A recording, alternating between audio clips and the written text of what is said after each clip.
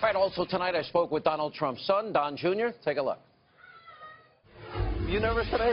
Listen, obviously, I think I'm more nervous than he is. I mean, it's a big thing. He hasn't been doing this for 50 years like other people. I mean, it's new, and I think he did a great job. That was one of the things that he brought up tonight. You know, she's been at this for 30 years. That's a long period of time. And Correct. One of the things he said is, you didn't get the job done, things are worse than ever. And what's going to change?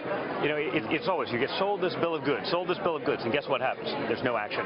You know, he's going to bring a different perspective to that. He's going to have someone who's actually created jobs, try to create jobs for this country, but you know, not just talk about it. But he also said that about the black community. Every 4 years, they go into the black community, the Democratic Party, give us your votes, but the schools are still awful. Yep. Since Obama's been president, 58% increase black Americans that are on food stamps, 20% increase black Americans out of the labor force. That's a big number. And it's terrible. I mean, when you look at, you know, Democratic rule in these cities, Milwaukee, I think it's, what, 107 years of Democratic rule. You look at Detroit, 57. Look at what's happened in those amount of time. I mean, nothing good has happened. I think it's time for a change. I think it's time to bring some real job creation policies, because if you do that, guess what happens? Everyone wins. Weren't you surprised, as I was, that she actually said, I'm going to raise taxes. We're going to redistribute wealth. And I'm like, didn't we just do this for 8 years? Well, and that's always the solution. But if you look further into her tax plan, it also affects the middle class. It's not just the rich. She tries to make it seem like it's just her billionaire donors that are going to be affected by this, but it's ultimately the middle class that's going to pay for this, and then they're going to spend it frivolously. And that's the biggest thing I think my father brought up.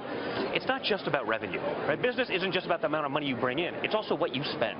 To actually negotiate some of these deals, to actually not just say, here's the price, Don. Oh, okay, that's great. We should just accept that. No. That's not what we should do. We should be negotiating these prices. We should be making sure that we're getting the best bang for the buck from the American taxpayers. And that's what he's going to do. He did point out something I mentioned a lot on my show, the first president to accumulate more debt than every other president before him combined. And by the way, there's a point of no return, Sean. This is like, if we ran our homes like we run this government, we'd be living on the streets. No, we'd be sent to jail by now.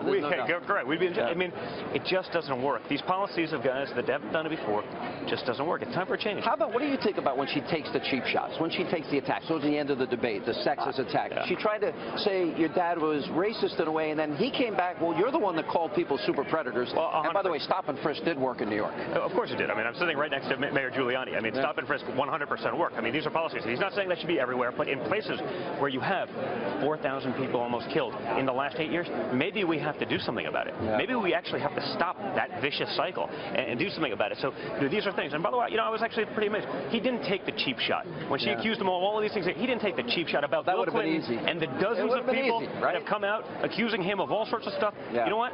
It was almost too easy, and I was actually really happy that, you know, I perhaps would have done it myself, but he was very restrained about it. He didn't want to do it, certainly not in front of his family. You know, but you can't have it both ways, and that's what the politicians always try to have show. Yeah. Proud of your dad tonight? I am.